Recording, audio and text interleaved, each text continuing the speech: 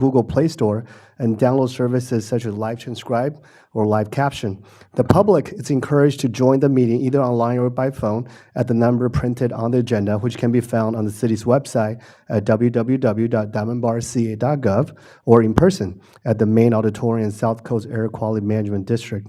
We have also allowed public comments to be submitted in advance to the city clerk. If any were received, they will be noted for the record when we get to the public comment period. This meeting is being recorded, and by participating, you are giving your permission to be televised. This meeting will be rebroadcast every Saturday and Sunday at 9 a.m. and alternate Tuesdays at 8 p.m. and archived for viewing on the city's website, again at www.diamondbarca.gov. At this point, we'll stand for the Pledge of Allegiance led by Councilmember Tang, and then please remain standing for the invocation by Deacon Dennis Shin with St. Dennis Catholic Church, who will be joining us on the phone. Please stand. Please stand and face the flag. Here we go. I pledge allegiance to the flag of the United States of America, to the republic for which it stands, one nation, under God, indivisible, with liberty and justice for all.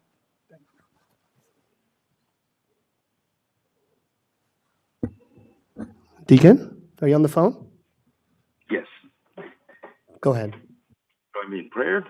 Let us pray. God, our Creator and loving Father, we pray that you bless everyone and every family here in Diamond Bar who made this great city their home and sanctuary. Please also bless all the hardworking public servants, our dedicated men and women who work at the city of Diamond Bar who maintain and brighten this wonderful city, from everyone, city clerk and manager's office, finance, human resources, parks, recreation, planning, and public works and safety, for whom we are very grateful. And please bless everyone present here, especially our council members and mayor, as they exercise their elected public duties this evening on guiding on the matters of the agenda presented before them to the best of their ability. May you be present with them to guide them in wisdom. We pray in your holy name. Amen. Thank you. Please be seated. City Clerk Santana, please take the roll. Yes, Mr. Mayor. Councilmember Lowe is absent. Councilmember Tang? Here. Councilmember Tai is absent. Mayor Pro Tem Liu? Here. Mayor Chow? Here. Thank you. So we're missing Councilmember Tai and Councilmember Lowe, so we're tireless and ruthless. I waited a long time to say that. Crack a smile, Dan? All right, thank you. All right, so let's move on to approval agenda. City Manager Fox, are there any changes to the agenda as presented? Mayor, there's no changes to the agenda this evening. Thank you. The agenda is hereby approved. We'll now move on to item 1 for special presentation, certificates, and proclamation. And we'll have a very special presentation to our Diamond Bar Girls Softball 8U All-Stars. And I'll let Mayor Pro Tem Liu say a few words before we invite you up. Thanks, Mayor. This evening, we are going to recognize a remarkable 8U Diamond Bar Girls Softball All-Star team for your achievements. We'll go out there and let's go ahead and recognize them.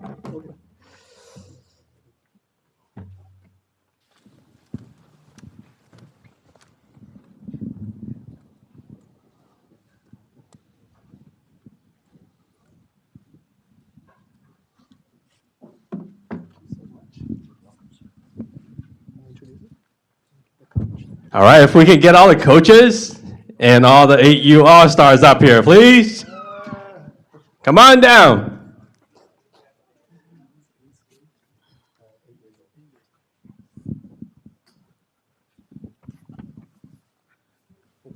I do. Hello. Right here, right here. Girls, you can stand right here, in the middle.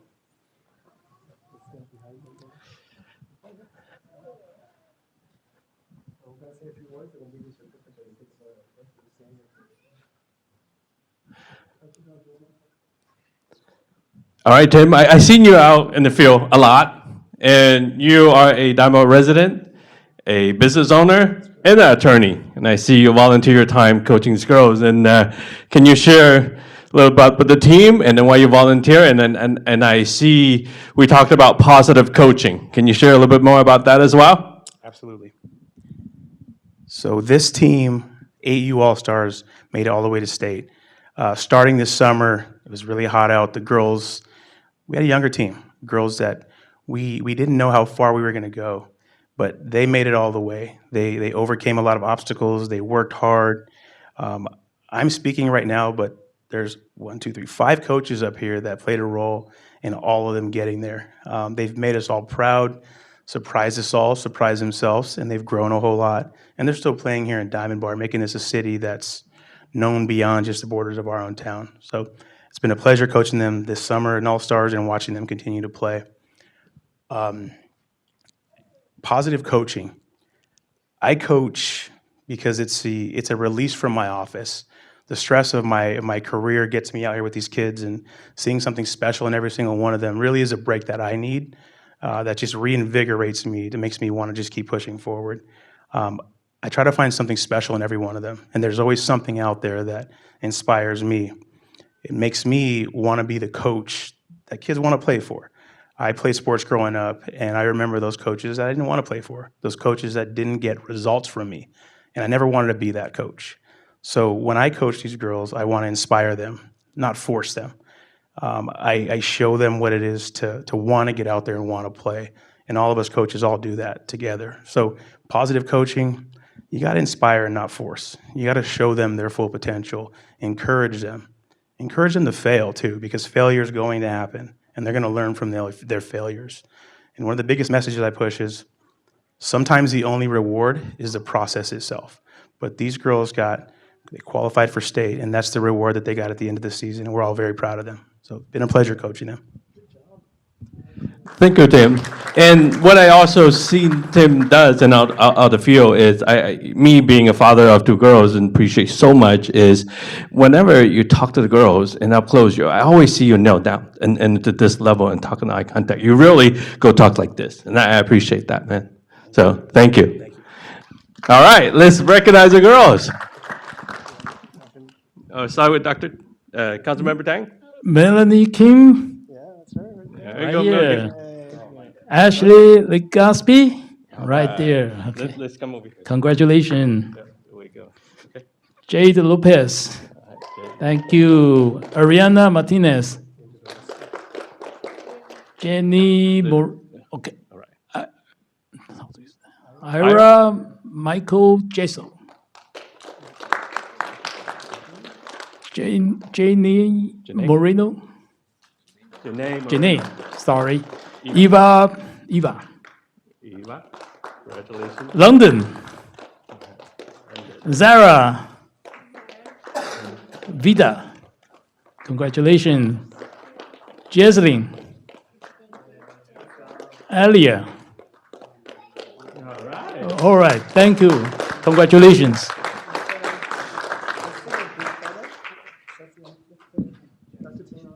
Let's take a group photo together with the girls.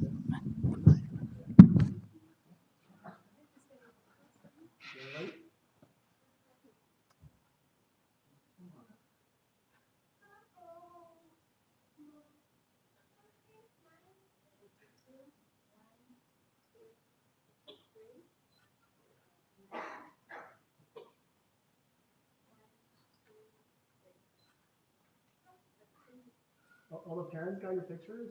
Okay, good. All right. Thank you so much. Thank you. Thank you.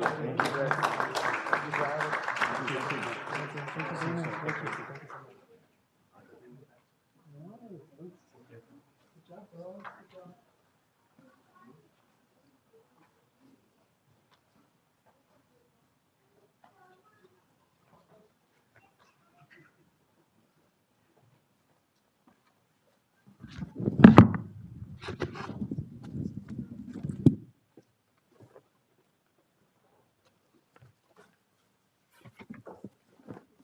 Thank you. Thank you, girls. We're so proud of you. Thanks again for being here. You're more than welcome to stay if you like. It's the fun stuff coming up. Now we'll move on to 1.2. We'll have the 2023 San Gabriel Valley Council of Government update, and we'll welcome Renee Corono, Senior Project Manager. And Ricky Choi, are you coming up? No, you're shy. Okay. Thank you. Go ahead. Good evening, Mayor Chow and honorary council members. My name is Rene Cornell. I'm a senior project manager with the San Gabriel Valley Council of Governments, and I'm joined by my colleagues Ricky Choi and Aurelio Marquez. So today we are here to provide an update on the San Gabriel Valley Council of Governments, what we've done in the past year and what we plan on doing the next year.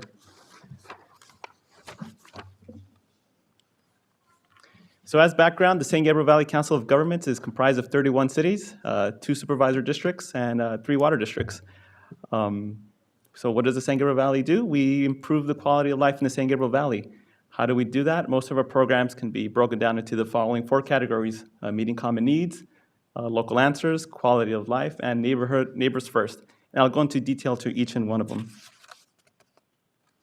So meeting common needs, we collaborate with the member cities in the region to identify issues and work as a team. One of the programs where we are working as a team with several of the cities is the VMT, the Vehicles Mile Travel Program. I guess as background, before we used to study traffic with level of service. You'd see a picture, level of service F, and you go on and study with it. Senate Bill 743 in 2020 changes that to VMT so that requires a more in-depth analysis of existing traffic conditions. Local answers, we work to secure state and federal funding. As you can see in one of those photos, Linda Sanchez, who I believe represents the city of Diamond Bar, presented us with a check for $2 million. And Congresswoman Judy Chu presented us with a check for one of our local programs for $1.5 million for the SGV Care program. So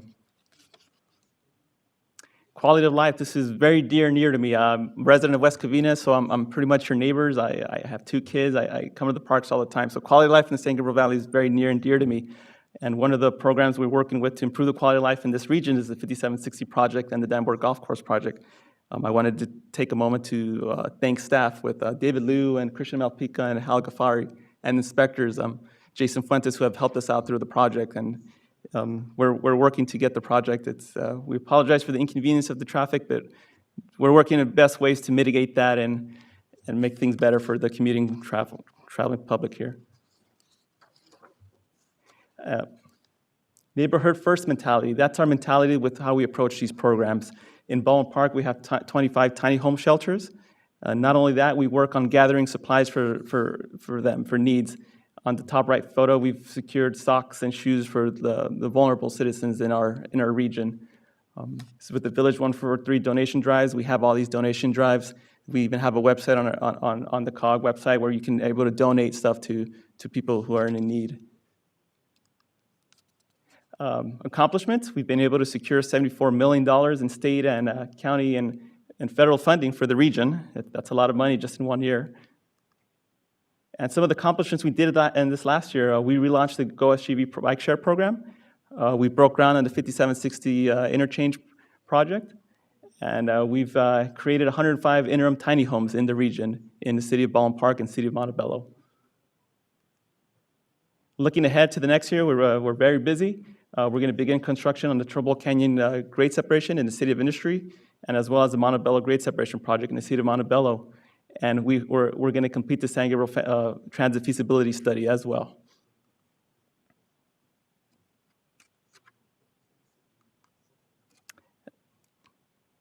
Next year, we're working on reopening the Diamond Bar Golf Course project. It's something we see every day as we drive down the 60.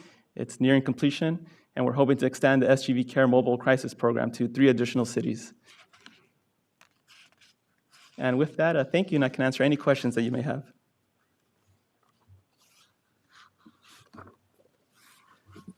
The tiny home program that you mentioned in Baldwin Park City, right? That's not related to any LA County's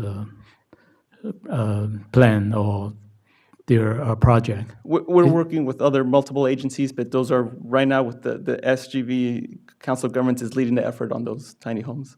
And so those cities provide the land, and your organization will provide the funding for them, or what?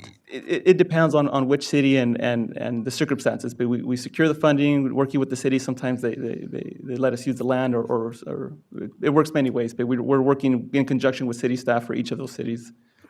And have you met any resistance from the citizen, from the local people resident there? No, not too much. I grew up in Baldwin Park, and I haven't heard anything bad about it. I live in West Covina, but I grew up in Baldwin Park, and it's been very positive from what I've seen. Okay, thank you.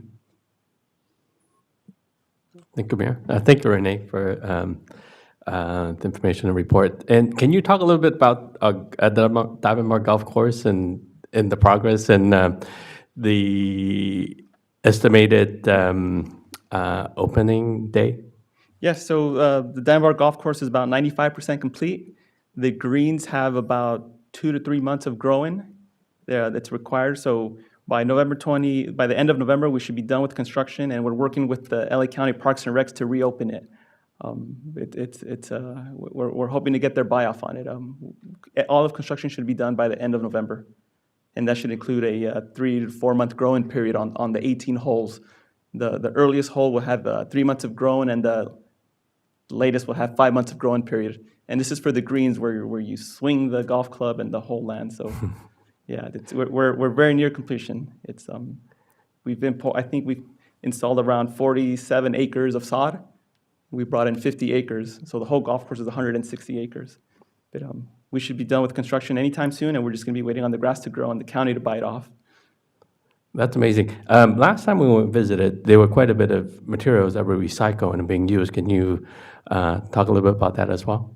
Yes, so we were able to crush a lot of the concrete and reuse that as base underneath the golf cart pad. So the design called for the golf cart pad to be 4 inches in thick, but basically we had a lot of base on site, so we're reusing that so it withstands the capacity of a truck.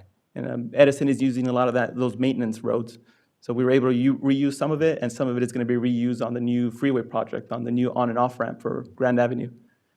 So That's amazing. So we're able to reduce the amount of trucks coming in and out of the area, which is great. I think it's around 200 tons. Wow. It was a big yes, big pile.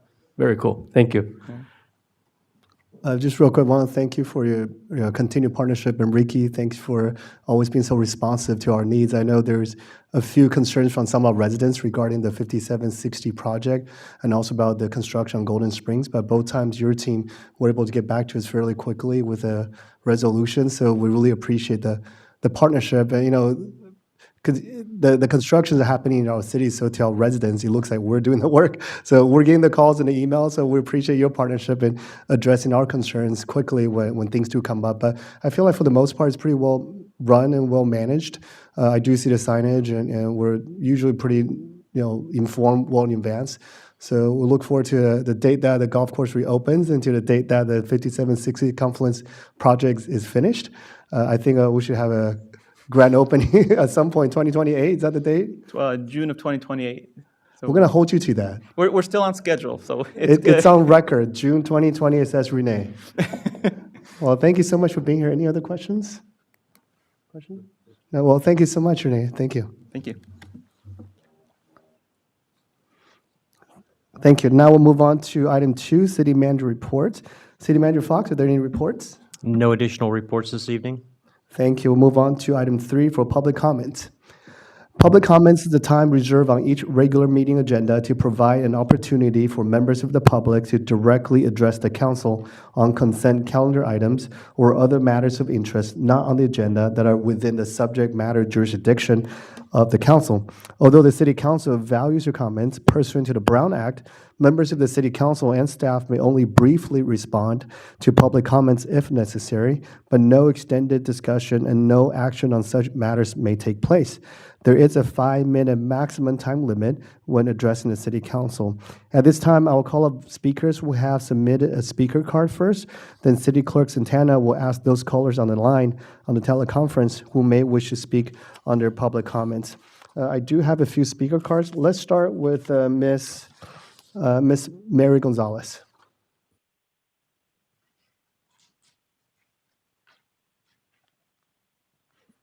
Welcome. Please come to the mic. Thank you. Thank you. And for the record, I'm the interpreter. She's a Spanish speaker, and please allow us to present. Thank you. My name is Mary Gonzalez. I live in Diamond Bar for 23 years. ¿Hablar inglés o No, I'm sorry. Estoy aquí otra vez porque el jefe de la policía estuvo el 19 de septiembre pidiéndole ayuda por violencia doméstica y lo único que estoy mirando es que ellos no han hecho nada por mí y a mi esposo le pusieron un misdemeanor, un cargo menor, el cual él se va a presentar en una corte y es como que le dieron un ticket y va a salir libre. Yes, my name is Mary Gonzalez, and I'm here to ask you to please help me with my case. Her husband abused her, beat her up, and she's asking for assistance from the sheriff's department because they classified the abuse as a misdemeanor, and she wants it to be classified as a felony. And she's asking for the council to help her in this endeavor, not to condone domestic violence. El jefe de la policía la vez pasada que estuve aquí, él me dijo que trató de convencerme y me dijo que el fiscal iba a hacer todo. Estuve en la oficina del fiscal y el fiscal me dijo que no, que lo que tiene que hacer el jefe de la policía es su trabajo y tiene que cambiar de misdemeanor, de un cargo menor, a un crimen report. Last time I was here addressing the same issue, the police chief or the police captain or whoever it was pulled me aside and told me that I needed to be silent. But the reason I am here is because according to the report filed by the sheriff's station, it states that it's a misdemeanor. And when I spoke to the district attorney's office, and the police officer or the deputy stated that the only one that could change it would be the district attorney. But when I spoke to the district attorney has stated that it would be the police report that has to state that it's a misdemeanor and not a felony and not a misdemeanor. He llamado a Inmigración para que saque a mi esposo y Inmigración dice que el jefe de la policía tiene que hacer su trabajo porque no era la primera vez. Yo pedí ayuda muchas veces a la policía de Walnut. Ellos nunca acudieron a mi casa. Hay muchos reportes que ellos tienen que yo llamé al 911, como estuve diciendo en septiembre 19. I also called immigration to see if he would get deported, if my husband would get deported, but they cannot deport him because it's not a felony. It's a misdemeanor. Unless it's changed to a felony, then he can be deported. I have previously addressed this council requesting assistance because I'm afraid, and it's been to no avail because I have not gotten the response, and I need for the report to be changed from a misdemeanor to felony. Y yo le tengo mucho miedo a mi esposo que salga libre porque él violó la primera vez de una emergencia, la protección de emergencia, mi esposo la violó y entró a mi propiedad y me amenazó. Y después en junio 14 me dieron una retention orden por 3 años y él violó la retention orden, llamé a la policía, tardó 2 horas en llegar y se volvió a meter a la propiedad. Upon this incident, I went and got what's called an emergency protective order, which is dated, oh my God, I'm sorry. It's dated, perdón, ¿dónde está la fecha? ¿Cuándo la hizo esta? Él salió libre en junio, a él lo arrestaron en junio 22 y él salió libre en junio 23. Oh, June 22nd, he was arrested and he got out the next day, June 22nd. And he violated the restraining order by going back to my house. I called the sheriff's station and it took 2 hours for the sheriff's station to respond to my address. Yo cada que llamaba a la policía, todos solamente me contestaban policías y ellos nunca me ayudaban. Y la única mujer que me ayudó fue una mujer policía que fue que dijo, este día lo arrestó yo, ese día lo arrestó, pero le prohibieron hacer el reporte. I had called several times, as I stated, and I have never gotten any help from the male deputies that responded. The only one that really helped me was the female deputy that responded to the incident on June 22nd. And at that time, she says, I will arrest them because this is a violation. So, but before, no, I had not received any assistance from the male deputies that responded to my calls. Tengo un detective que me asignaron, pero el detective al fiscal ni siquiera le ha mandado las fotografías. Estoy yendo a las oficinas del fiscal y ellos me dicen, el jefe de la policía es el que debe de hacer su trabajo. I've been assigned a detective, and the detective has a number of photos that were taken. But according to the district attorney's office, those photos have not even reached his office.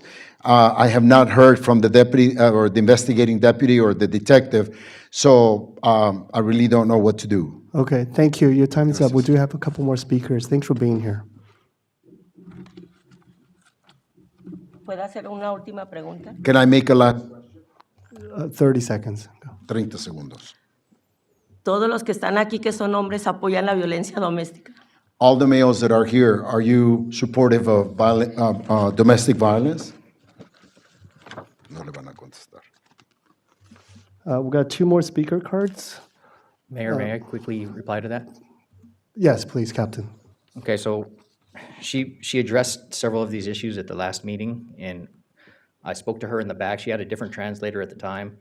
The report that was filed is clearly stated on the crime as a felony. So we took the report as a felony. We made an arrest that night. When we submit the case to the DA can file that as either our original felony or misdemeanor. The DA changed it from a felony to a misdemeanor, not the other way around. That EPO that she's talking about, emergency protective order, that is what the deputies file when he's arrested. So we ask her if she needs an emergency protective order. That protective order is good for 3 days, which allows her time to go down to the court and file a permanent restraining order. So everything was done correctly on that report. The detective submitted the case, and the DA did what they did with it. The deputies filed the felony. So last time we tried to explain that to her, and she got upset with her translator and stopped talking to us and told them to stop taking our side. So there was a miscommunication with what we're telling her and what she believes the DA is telling her. Okay. But our deputies did everything right in that report. Thank you, Captain. I do want to point out that the public comment section is meant for subject matter within our jurisdiction. So we're not law enforcement. You're not speaking to the right audience here. So I would discourage you from speaking on that topic next time. If it's something that we can help with, we're happy to help, but that is completely not within our subject matter jurisdiction. Thank you. Next, we'll have Eric Ortiz.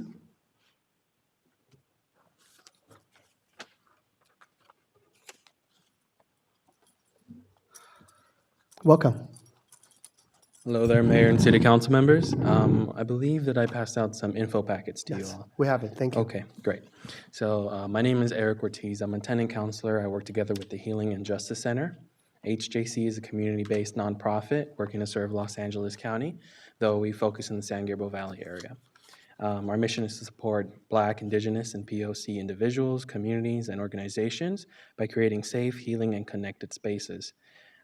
And essentially, we believe that if we're going to build strong communities and interdependency, healing-based relationship strengthening approaches must be at the center of all that we do. Our programs and services include a free tenant counseling hotline, nonviolent parent education classes, regenerative conflict resolution training, and movement-based healing practices. Our advocacy currently focuses on tenant rights and affordable housing and in digital equity, which I'm here to discuss with you today. The COVID pandemic highlighted several community needs, especially around internet and broadband access.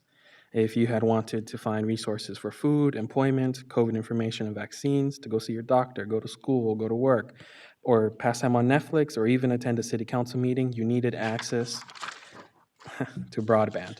And it's not just about access, but also about having the equipment and literacy to be able to access and navigate the internet effectively, which is why we joined Digital Equity Los Angeles, a coalition of over 50 plus organizations from different fields such as education, health, housing, and environmental justice, and more.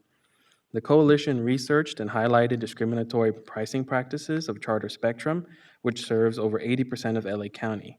We found that they were offering much lower promotional pricing in areas like Malibu and Rancho Palo Verdes, rather than in lower income areas with denser populations of people of color.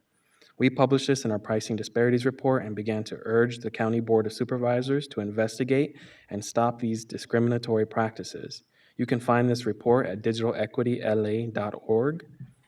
We are asking City Council members all across the SGV to help us close the digital divide by writing a supportive letter to the LA County Board of Supervisors, urging them to investigate the discriminatory practices of these internet service providers and to take steps to ensure all of LA County has equitable and affordable access to the internet. We provided you with data and fact sheets outlining these disparities, as well as sample letters to draft to the Board of Supervisors, and we are open to meeting with you to answer any questions and to discuss further. We hope we can have your support to ensure that all of your constituents are connected equitably. Thank you. Thank you so much. Next, we have Cynthia Yu. Welcome. Good evening, Mr. Mayor, Mayor Pro Tem, council member, city staff, and members of the audience. My name is Cynthia Yu from Diamond Bar Library. This month, children and teens will have the opportunity to express themselves by participating in two contests, LA County Library's 44th Annual Bookmark Contest and the Diamond Bar Friends of the Library's How a Book Changed My Life essay contest. If you are between the age of 13 and 18 and can think of a book you have read that has impacted your life or your way of thinking, the Diamond Bar Friends of the Library invites you to put pen to paper or fingers to keyboard for its annual essay writing contest. The How a Book Changed My Life contest seeks entries in the form of personal letters to an author, living or dead, explaining how their work changed your way of thinking about the world or yourself. Entries should be no more than 1,000 words in length and must be mailed or turned into the Diamond Bar Library by Wednesday, November 1st. 3 winners will be selected and announced at Diamond Bar Library on November 18th at 2 p.m. at an event with Carl Venderow, author of Saving Miles, and each winner will be awarded a $300 scholarship. Also, LA County Library is seeking entries for its annual bookmark contest for grade K-12 now. The bookmark contest celebrates the joy of reading and creativity. Kids and teens are encouraged to let their imagination shine using original design to draw, paint, or create their own bookmark. And submissions will be accepted through October 21st. To participate, please visit Diamond Bar Library to pick up an entry form or download the form online from lacountylibrary.org/bookmark contest. Last but not least, in partnership with the Department of Public Health, COVID-19 antigen tests are available at all LA County Library locations, including Diamond Bar Library. Antigen test kits are distributed, 1 box per person. Thank you. Thank you so much, Ms. Yu. Those were all the cards I have. City Clerk Santana, were there any public comments submitted via email or any callers on the phone? No, Mayor, there were no emails submitted for public comment, and there are no callers on the line at this time. Thank you. Is there anyone else that'd like to address the City Council? If not, we're going to close the public comments section. We'll move on to item 4, schedule of future events. Mr. Fox. Good evening, Mayor and Council. On the schedule of events, Diamond Bar Restaurant Week started on Sunday and runs through October 15th. Please be sure to visit our many restaurants in town for some great eats and special offers. Also, be sure to download the new Open Rewards app and earn up to 20% on your restaurant purchases. The Planning Commission meeting will be scheduled for October 10th, has been canceled. Coffee with the Cop will be held on Saturday morning, October 14th from 7:30 to 9:30 a.m. at Begaloo at the corner of Grand and Diamond Bar Boulevard. Also on Saturday morning, October 14th, join us for the Canyon Loop Trail reopening ribbon cutting from 9 to 10 a.m. at the Diamond Bar Center. And our next City Council meeting will be here in the AQMD Auditorium on Tuesday, August 17th. Thank you. We'll now move on to item 5, consent calendar. Mr. Fox.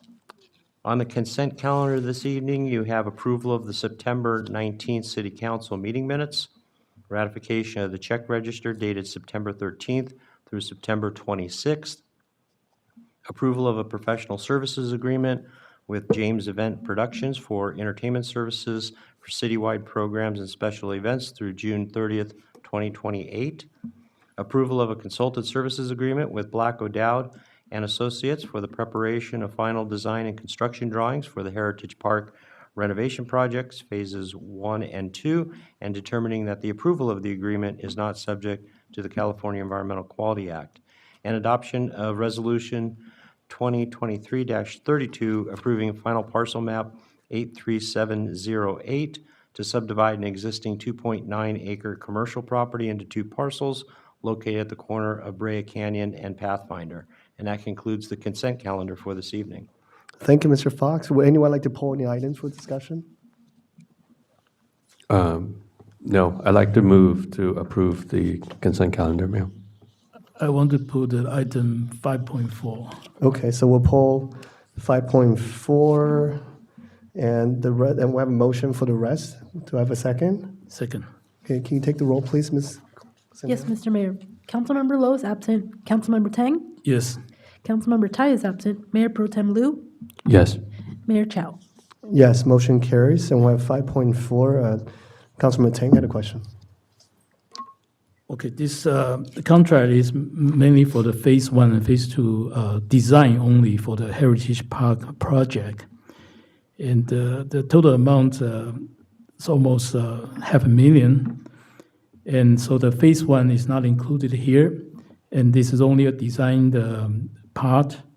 And I think the most important for the entire project is the construction part. I went back to the document and I found that in 2019, when this project was initially approved with option 5, decided by the council member at that time, the estimated cost for phase 1, 2, 3 is anywhere between 5.08 million to 6.88 million, depends on what is included in the phase 3. Okay, so that's in year 2019. That was a year before COVID-19. And after COVID-19, I think there's a lot of inflation. And the cost of a construction, according to an index called the California Construction Index, increased 40% from September 2019 to September this year. So there's a 40% increase of the cost. So the estimated cost will be at least $7 million for construction for the construction part of the park. And it can be as high as $8.4 million. And that's until this time. And also, if we go ahead to do the planning, the design, the construction probably won't be started until maybe 1 or 2 years from now. And I'm sure that there will be additional, probably 10 to 20% cost increase from the inflation at that time. So the total construction cost can be as high as $8.5 million to $9.1 million, according to my calculation. Okay, so my question is that if we pass this design, and so what's the plan for getting the fund for the construction, and do we have anything planned? We can probably get some kind of funding from various state or federal government agency, maybe 1 or 2 million, but we will probably have to show anywhere between 6 to 7 million over the next few years for this construction work. So does our city have enough funding resources? So that's my question for this project. Thank you.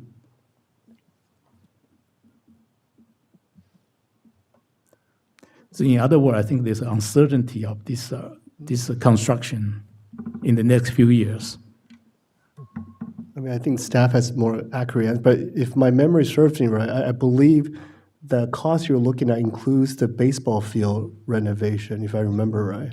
No, go ahead. So who remembers? Yeah. No, if I can just add real quick, certainly we have experienced increases in costs associated with our capital improvements, kind of across the board. We're seeing that clearly all over. So I think the construction cost estimates, probably are going to be in that $6 to $7 million range. Our hope with this particular project, Heritage Park renovation has been a priority for the City Council to move forward. We have been unsuccessful in obtaining some state competitive grants. We just have, for whatever reason, our demographics, our needs just haven't competed well against the rest of the state. So we haven't been successful in getting some of those Prop 64 grants. We have been successful in getting some grants from our Assembly member Calderon, who committed $250,000 in community funding this year. We anticipate $500,000 coming from our U.S. Congresswoman Linda Sanchez. Obviously, it doesn't cover the whole thing, but it's a step in the right direction. Once we get construction level drawings, we'll have more accurate cost estimates. The council will be able to see those and consider those if you want to choose to move forward with the project at that time. We do have reserves in the bank that we could fund the project if that is a policy and priority of the City Council. It's not uncommon to use reserves for one-time significant capital investments, and this would be certainly worthy of that for this type of project. So hopefully that helps answer some of your questions. To answer Mayor Charles, I think the number I quoted include phase 3, yes. Thank you. So we don't have any questions. Is that the last question? Yes. Okay, then we'll take a vote on 5.4. Can I have a motion? Mayor, a motion. Do I have a second? I'll second. Can you please take the roll? Yes, Mr. Mayor. Councilmember Lowe is absent. Councilmember Tang? No. Councilmember Tai is absent. Mayor Pro Tem Liu? Yes. Mayor Chow? Yes. So what happens? Motion passes. Okay. So motion passes 2-1-0. 0. Okay. Thank you for your questions. Okay. So that concludes the consent calendar. Now move on to item 6, public hearing. We have none. Item 7, council consideration. We have none. Move on to item number 8, council subcommittee reports, and we'll start with Councilmember Tang. I attend the League of the Cities annual meeting in Sacramento 2 weeks ago. I attended several of the sessions for the home issues, the affordable housing, the housing issues, and my impression from many of the sessions that during the question and answer session, many of our colleagues from many different cities, my colleague means that the elected officials from smaller cities like us, they are all opposing the current legislation and policy of the Sacramento for our current housing project. Many express their dissatisfaction and resentment for the current situation, because the current policy and the legislation obviously did not help the relieving of the housing issue, but also create a lot of burdens for the smaller cities, smaller communities such as us. So with those voices, I hope that together that these cities, including us, will form some kind of a voice to tell the legislation and government to do some kind of a change, so to choose something more practical, something more reasonable for the smaller communities like us. Thank you. Thank you. Mayor Pro Tem? Thank you, Mayor. Thank you, staff, for the presentation. I'd like to thank all the drivers and residents for your patience as going through Golden Springs Boulevard. I know it's, at times it could be quite frustrating. It is times like this we have to remember that to be kind and to have patience, and kindness goes a long way when we face traffic jams like this, and as we continue to improve our roads for better flows in the future. So, and I will look forward to seeing everyone out in Restaurant Week out there. So with that, I say good night. Thank you. Yeah, two things real quick. So St. Jude at the new location is having a ribbon cutting this Thursday, October 5th at 10 o'clock. So if my council colleagues are able to join, I think it will be a pretty festival event. And also our local Walmart is having a 25-year anniversary. They haven't been in Diamond Bar for 25 years, but the chain has. This Saturday, October 7th, around 11 o'clock, they have a little reception thing at Walmart, and they're inviting the council and the community to join. And I was also at the League of California Cities meeting a couple weeks ago, along with my council colleagues and city manager. I do echo those sentiments. I think that was heard loud and clear. The LA division, for which I serve as immediate past president, also had a call last Wednesday, specifically in response to the zero bail policy that was put in place that went into effect October 1st. And following that call, the board of LA Division drafted a letter that was sent to the presiding judge, essentially asking them to postpone or file an injunction, so on and so forth. And that was followed by an actual lawsuit on Friday of last week by 12 cities that have their own PD. So given the backdrop of a lot of the things, I want to see how my council colleagues would be open to maybe have us take a look at that letter that was drafted by LA County, and also take a look by LA Division, and also take a look at the lawsuit that was filed by Whittier and 11 other cities, just to see how it potentially would impact us, and see if that's something we can take a position on based on our legislative platform. If not, then we can certainly bring that back to the council when we have a full council for a discussion. Because I think, something as big as zero bail policy, I think that does affect all of us in some way. And I would like to see us maybe review the lawsuit and the letter to see how we can, if we need to do anything, if we need to take a position or not. But would you be open to that? Yes, I would like to see that. Yes. Great, thank you. So it sounds like we have consensus, city manager. So if we can take a look at those things. Yeah, we'll take a look at that. Thank you. Great, thank you. And that is all I have. And with that, now it's 7:18, so we're going to adjourn the meeting. And thank you for being here. Thank you. Good night.